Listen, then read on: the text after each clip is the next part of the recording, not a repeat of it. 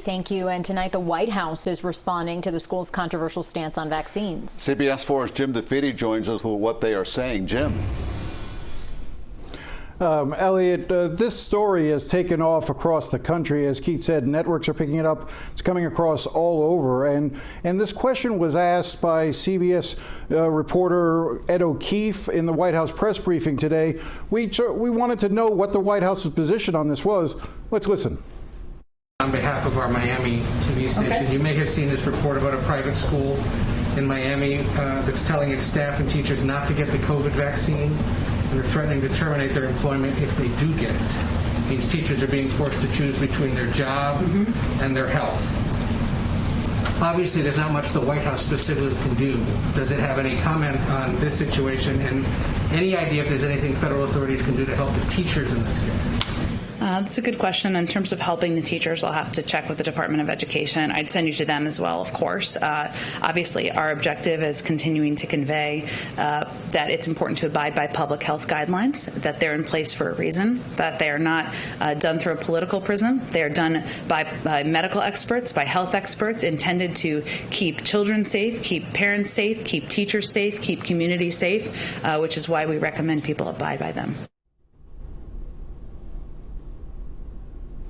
So as you can see, the White House has its view. I know that the question that was going to be asked next was, we're also hearing from folks in Tallahassee. So let me just sort of jump in and take that for myself. This is not just reverberated at the White House, but this has also gone into the halls of Tallahassee, where the legislature is dealing with quite a few COVID-related issues this year. And this caught many legislators by surprise. Now, a couple of things that we've learned about Centner Academy: they do take taxpayer dollars. Even though it's a private school, they do accept vouchers from the state, and we do know that at least one student in the school is there on a voucher, and so taxpayer dollars are going there. Now, we tried to find out, how much money they've also received through the PPP program, and it appears that during COVID relief, they asked for and were granted more than $800,000 in loans from the federal government to keep its doors open. So they are receiving federal money.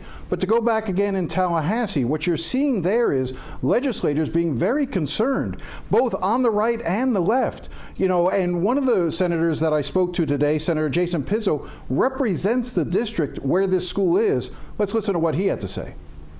It's absolute lunacy, and it goes against everything that's well understood and well accepted in the scientific community, regardless of what party you are. On some of the fringes, on some aspects of things, obviously people have differing opinions, but not when it comes to the efficacy and the sound science and data behind being vaccinated.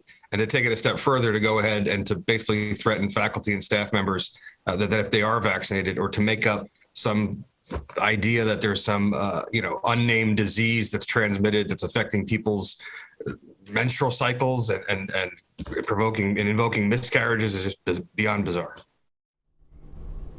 Now, a couple of points I want to make. In my conversations with Jason Pizzo, he said that he asked the State Department of Education what they could do to take corrective action against the school, and he was surprised to learn, rather disappointed to learn, that the State Department of Education plans to take no action because they say they don't have any policies on issues related to vaccines and whether or not you can prevent a teacher from getting them. Now, the larger issue may in fact be whether or not this violates health standards, because one of the things we learned is that the school is going to require teachers to release private medical information about whether or not they have been vaccinated. And that could very well violate HIPAA standards as well as the Americans with Disability Act.